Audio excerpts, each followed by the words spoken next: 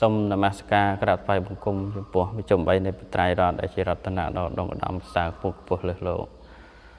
សូមថ្វាយបង្គំព្រះថេរានុថេរៈគ្រប់ព្រះអង្គព្រះមន្ត្រីសង្ឃគ្រប់ព្រះឋានានុក្រមដោយសេចក្តីគោរពកោតក្រែងនិងពងខ្ពស់សូមចម្រើនពរញាតិញោមពុទ្ធបរិស័ទគ្រប់គ្នាទាំងអស់ដោយសេចក្តីជ្រះថ្លាក្នុងឱកាសនេះផងដែរខ្ញុំប្រកាសអាត្មាភាពនឹងបានលើកឡើងជាប់តេតតនឹងពិធីបុណ្យសាលកផាត់ដែលពិធីបុណ្យសាលកផាត់នេះតែងតែប្រារព្ធតាំងពីសម័យពុទ្ធកាលមកម្ល៉េះជាប់តេតងនឹងដំណើររឿងរ៉ាវពុទ្ធបរិស័ទមានគ្រោះទុរភិក្សកើតឡើងទៅក៏លំបាកក្នុងការស្វែងរកនៅផាត់ផ្សេងភឹកខាហាចង្ហាន់បណ្ឌបាតចំពោះភិក្ខុសង្ឃដូច្នេះហើយពុទ្ធបរិស័ទដែលជាអ្នកមានសទ្ធាជ្រះថ្លាក្នុងពុទ្ធសាសនានឹងក៏បានធ្វើបុណ្យសាលកផាត់គឺផាត់និមន្តព្រះសង្ឃទៅប្រគេនចង្ហាន់តាមគេហដ្ឋានដែលឲ្យឈ្មោះថាជាពិធីបុណ្យសាលកផាត់ឬក៏ថាសាលកផាត់ហ្នឹងគឺផាត់ត្រូវនិមន្តអំពីសំណាក់សង្ឃដោយការសរសេរជាលាយលក្ខណ៍អក្សរឈ្មោះម្ចាស់ស្លាកឬក៏នៅតាមភូមិឃុំទីកន្លែងដែលគាត់រស់នៅប្រគេនដល់ព្រះសង្ឃហើយព្រះសង្ឃចាប់ស្លាកលោកចាប់បានស្លាកឈ្មោះណាត្រូវទទួលនៅផាត់ហ្នឹងនៅផ្ទះញោមឧបាសកឬក៏ឧបាសិកាដែលជាទាយកទាយិកាម្ចាស់ស្លាកដល់សម័យយើងបច្ចុប្បន្ននេះតើតងនឹងពិធីបុណ្យសាលកផាត់ហ្នឹងក៏មានធ្វើដែរក៏នៅខុសពីសម័យពុទ្ធកាលបន្តិចគឺតែងតែប្ររពធ្វើនៅតាមវត្តអារាមផ្សេងដែលច្រើនតែពុទ្ធបរិស័ទអញ្ជើញមកជាហោហែទទួលកាន់ជាម្ចាស់ស្លាកហើយយើងលេខលក្ខជាអក្សរក្នុងកណ្ដាលស្លាកដែលព្រះសង្ឃត្រូវចាប់ហ្នឹងគឺលេខសម្គាល់វិញយើងដាក់ជាលេខសម្គាល់លេខ1លេខ2លេខ3លេខ4ទៅតាមលំដាប់តែយើងលេខ1មានញោមអាសិកាកលេខ2មានញោមអាសិកាខទៅរាយនាមពុទ្ធបរិស័ទអញ្ចឹងកាលណាព្រះសង្ឃលោកចាប់បានហើយលោកនិមន្តទៅតាមលេខសម្គាល់ម្ចាស់ស្លាកហ្នឹងខុសគ្នាតែប៉ុណ្ណឹងតកតងសម័យពុទ្ធកាលមកនឹងសម័យឥឡូវនេះអញ្ចឹងសាលកផាត់នេះជាការអនុញ្ញាតរបស់ព្រះសម្មាសម្ពុទ្ធអញ្ចឹងក្នុងបណ្ដាលផាត់ទាំងអស់ហ្នឹងមាន14ដែលព្រះអង្គអនុញ្ញាតដំបូងហ្នឹងមាន7បន្តមកទៀតលោកយាយវិសាខាសុំពោ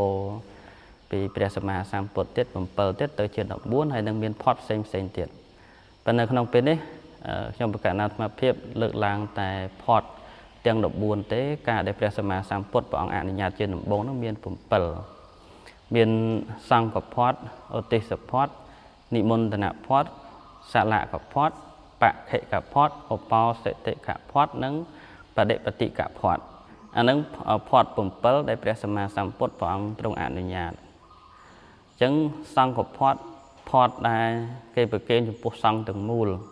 សង្ឃដែលនិមន្តមកពីគ្រប់ទិសទាំង4ប្រគេនសង្ឃទូទៅទាំងអស់ដោយមិនចំពោះហៅថាសង្ឃផាត់ដែលប្រគេនចំពោះសង្ឃទី2ឧទ្ទេសផាត់ដែលគេនិមន្តអំពីសំណាក់ផាត់ឧទ្ទេសកៈដែលមានពុទ្ធបរិស័ទចូលទៅកាន់សំណាក់ផាត់ឧទ្ទេសកៈហើយសូមនិមន្តអំពីសំណាក់សង្ឃសូមនិមន្តភិក្ខុ10អង្គពីសំណាក់សង្ឃសូមនិមន្តភិក្ខុ5អង្គពីសំណាក់សង្ឃសូមនិមន្តភិក្ខុ3អង្គពីសំណាក់សង្ឃសូមនិមន្តភិក្ខុ1អង្គពីសំណាក់សង្ឃជាដើមបញ្ចេញឈ្មោះសង្ឃនោះហៅថាឧទ្ទេសផាត់អានឹងផាត់ដែលមុនអំពីសំណាក់សង្ឃទី3ហ្នឹងនិមន្តនផាត់ដែលនិមន្តអំពីសំណាក់ផាត់ឧទ្ទេសកៈដូចគ្នាគ្រាន់តែមិនបានបញ្ចេញឈ្មោះសង្ឃគាត់ថាវាដូចគ្នានឹងឧទ្ទេសផាត់ដែរនិមន្តនផាត់ហ្នឹងដូចគ្នានឹងឧទ្ទេសផាត់ដែរគាត់ថាឧទ្ទេសផាត់គឺមុនចេញឈ្មោះសង្ឃនិមន្តនផាត់មិនបាននិមន្តចេញឈ្មោះសង្ឃដូចថាមានទាយកទាយិកាអញ្ចឹងទៅកាន់សំណាក់ផាត់ឧទ្ទេសកៈហើយខ្ញុំណាសូមនិមន្តភិក្ខុចំនួន10អង្គភិក្ខុចំនួន5អង្គភិក្ខុចំនួន2អង្គជាដើមហៅថានិមន្តនផាត់ចំណែកផាត់ទី4ហៅថាសាលកផាត់ហ្នឹងដូចអាបានរៀបរាប់ពីខាងដើមអញ្ចឹងជាប់តេតងនឹងសម័យពុទ្ធកាល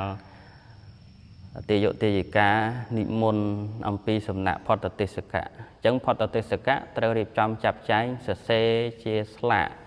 ក្នុងមិនផ្ទះស្លឹកត្នោតឬក៏អ្វីផ្សេងដែលអាចសរសេរជាឈ្មោះរបស់ទាយកទាយិកាអញ្ចឹងទៅឲ្យភិក្ខុសង្ឃនឹងឯងនិមន្តចាប់ស្លាកហ្នឹងហើយបើចាប់បានស្លាកលេខអ្នកណាឈ្មោះអ្នកណាគឺលោកនឹងឯងត្រូវនិមន្តត្រូវទទួលចង្ហាន់នៅផ្ទះរបស់អ្នកដែលបាននិមន្តហ្នឹងក្នុងសម័យពុទ្ធកាលហៅថាសាលកផាត់ប៉ុន្តែយើងបច្ចុប្បន្ននេះយើងធ្វើនៅតាមវត្តអារាមអ្នកខ្លះហ្នឹងក៏និមន្ត2អង្គ1អង្គអញ្ចឹងទៅសរសេរចុះក្នុងស្លាកដោយកំណត់សម្គាល់លេខឧបាសិកាកស្លាកលេខ1ឧបាសិកាខស្លាកលេខ2អញ្ចឹងទៅជាលំដាប់ហោហែហើយក៏សរសេរបញ្ចុះក្នុងកណ្ដាស់ហើយក៏មូលទៅដើម្បីសម្រាប់ប្រសង់លោកចាប់កាលណាលោកចាប់បានស្លាកលេខប្រមាណក៏និមន្តលោកទៅគង់ទទួលចង្ហាន់នៅតាមកន្លែងដែលបានរៀបចំឲ្យក្នុងវត្តឬក៏ផ្ទះនៅចិត្តវត្តអីជាដើមអញ្ចឹងទៅពុទ្ធបរិស័ទខ្លះគាត់ចង់ប្រគេនចង្ហាន់ប្រសង់ជាសាលកផាត់នឹងដែរប៉ុន្តែគាត់មិនបានធ្វើនៅវត្តទេគឺថាគាត់មានផ្ទះនៅចិត្តវត្តអញ្ចឹងទៅគាត់រៀបចង្ហាន់ទៅនៅផ្ទះរបស់គាត់អីចឹងទៅសម្រាប់តែពុទ្ធបរិស័ទមានផ្ទះចិត្តវត្តបើនៅឆ្ងាយវត្តអានឹងវាលំបាកក្នុងការដែលយើងចាប់ស្លាកហើយអីហើយលំបាកតម្រុំតែប្រសង់និមន្តទៅដល់នឹងយូរដល់ឲ្យប៉ះពាល់ដល់ចង្ហាន់ថ្ងៃត្រង់របស់លោកអានឹងហៅថាសាលកផាត់សម្រាប់ស្លាកទី5ហៅថាបខិកផាត់ផាត់ដែលប្រគេនក្នុងថ្ងៃបៈអញ្ចឹងថ្ងៃបៈសម្រាប់ភិក្ខុសង្ឃក្នុងកន្លះខែម្ដងមកបៈហ្នឹងគឺថ្ងៃ15ដែលលោកសំដែងឧបសថហ្នឹងហើយសម្រាប់ពុទ្ធបរិស័ទក៏មានថ្ងៃបៈរបស់ពុទ្ធបរិស័ទអញ្ចឹងទៅដូចជាថ្ងៃ15ខាង8ខាងខ្និតឬខាងរនោចអញ្ចឹងទៅអានឹងហៅថាបខិកផាត់ផាត់ដែលប្រគេនក្នុងថ្ងៃបៈបដិបត្តិហើយស្លាកទី6ហៅថាបសទ្ធិកផាត់ផាត់ដែលទេយកទេវិការហ្នឹងប្រគេនក្នុងថ្ងៃឧបសថជាថ្ងៃដែលពុទ្ធបរិស័ទកំណត់ពេលរក្សាឧបសថសិលថ្ងៃ8កើតថ្ងៃ8រោចថ្ងៃ15កើតថ្ងៃ15រោចហ្នឹងហើយឬក៏ថ្ងៃ14កើតឬក៏14រោចអីជាដើមហ្នឹងទៅមានព្រះអត្ថកថាលោកសំដែងរហូតមានថ្ងៃខ្លះជាថ្ងៃឧបសថដែរថ្ងៃ5កើតឬក៏5រោចជាដើមហើយសម្រាប់ភិក្ខុសង្ឃលោកថ្ងៃ15កើតអីចឹងទៅថ្ងៃលោកធ្វើឧបសថទៅហៅថាឧបសទ្ធិកផាត់ថតដែលប្រគេនក្នុងថ្ងៃឧបសថឬក៏ហៅថ្ងៃសិលក៏បានដែរបងស្លាកទី7ហៅថាបដិបត្តិកផាត់ផាត់ដែលប្រគេនក្នុងថ្ងៃបដិបត្តិគឺបន្ទាប់ពីថ្ងៃឧបសថទៅគឺថ្ងៃ1រោចឬក៏1កើតតែពុទ្ធបរិស័ទខ្លះគាត់យល់ថាថ្ងៃ15កើតជាថ្ងៃសិលហ្នឹងមានពុទ្ធបរិស័ទដែលច្រើនហ្នឹងបានទៅប្រគេនចង្ហាន់ព្រះសង្ឃហើយអញ្ចឹងគាត់គិតថាបន្ទាប់ពីថ្ងៃ1រោចនេះជាថ្ងៃដែលព្រះសង្ឃសម្ដែងឧបសថហើយ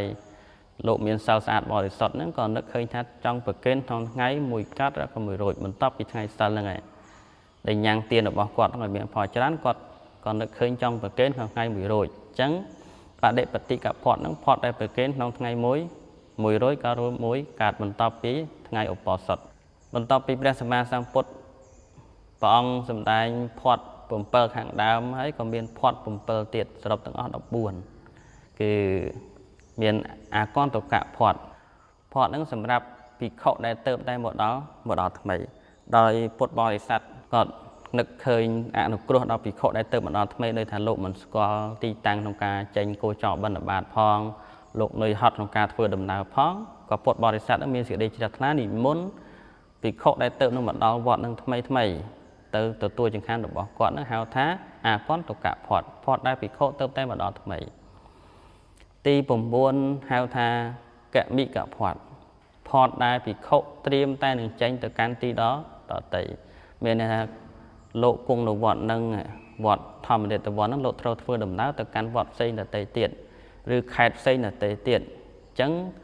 កុំលំបាកក្នុងការធ្វើដំណើរទៅបិណ្ឌបាតឬក៏ស្វែងរកចង្ហាន់អីជាដើមអញ្ចឹងញោមដែលម្ចាស់សទ្ធាគាត់មានសទ្ធានិមន្តភិក្ខុដែលត្រូវធ្វើដំណើរទៅកាន់វត្តដទៃហ្នឹងហៅថាកមិកផាត់ដែលភិក្ខុត្រូវធ្វើដំណើរទៅកាន់ទីដទៃអញ្ចឹងផាត់ទី10 nâng này phọt tí đọc miền chùa thà kỵ liên ở phọt sầm rạp của kênh dùng bốc bị khọ đại miền chấm người lộ miền ở rộ miền ở biệt mình ai làng chăn ban mình ai từ tua chừng han xây ban vì bột bò sạch mình ai từ ban ban để bán có bột bò sạch nó còn tụm tụm mà rong vì khọ chưa nó hao tha kỵ liên nộp phọt tí đọc môi hao tha kỵ liên nộp bật thạ cả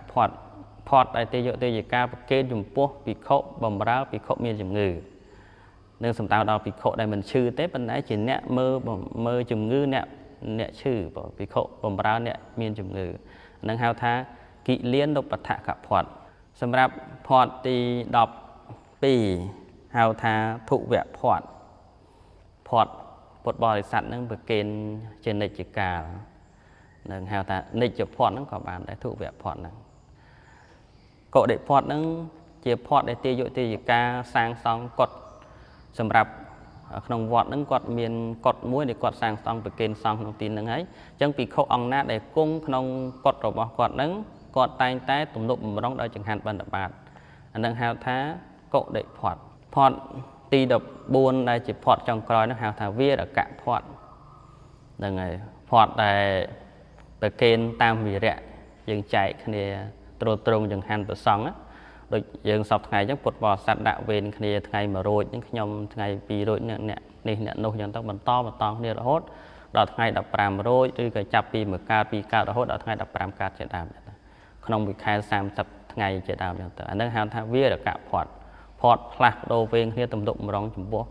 พวกผสมให้หนึ่งพอดเส้นแต่ติดแต่ตามการกลุ่มน็อตระบบชั่วโมงนึงเต๋อเติมปะได้ปะตามดังจะเต๋อจังสรุปมาวิ่งพอดตั้งออกนักเมียนออกบุญจบเตะโตนึงเปรียสมางสามปดปองสมได้จะข้างดาวนึงเมียนผมเปิลให้นึงผมเปิลเซนเตียเตะโตนึงลิเจวิสาข้างสมโปข้างดาวเมียนก่อนตะกะพอดไอเจนดามอย่างเต๋อให้จุดนัดสำคัญได้มาจองสมได้ไงได้ทั้งจบเตะโตนึงสละกะพอดเจ็บพอดได้หยัดโยงปวดบอสัตโดยจรานึกบานเจดังบานปฏิบัติบานทลอดเฟอตามวอดอารามเซยให้เตะตรงนึงสละกับพอดนึงเจ็บพอดได้เซอเซชั่วโมงน้องสละให้ใจประสองจับจังประสองจับบานสละนะลูกก็ตัวในสละระบบที่อยู่ตีการนั่นเต้าโดยเหมือนเมียนกาโซปันคือแต่สละนั่นคือเธอเต้าเวียเจาะเละฉบับล้อประกอบปัจจัยตามนายบอลบอลลูกเต้าลูกเมียนบอลฉะนั้นก็จับบานที่อยู่ที่การวิจารณ์สัตย์เมียนไอวันหรือกับปัจจัยบุญได้จานตามดังอย่างเต่อันนั้นจะสละกับพอดไอสละเรื่องบอลสละนี่คือเมียนตั้งปีสมัยกดปตการมาเมื่อไหร่ป่ะจังมาเลิกลังเป็นดังจ่อจบแต่ตรงจมูกดังพอดแตงดอกบุญไอเราสำคัญน้องสละกับพอดเป็นเดจังสมบันสิ่งใดสกจำรานเชื่อดำนาโดยจะตกกรุบปองกรุบเนี่ยนะสมอนุโมทนี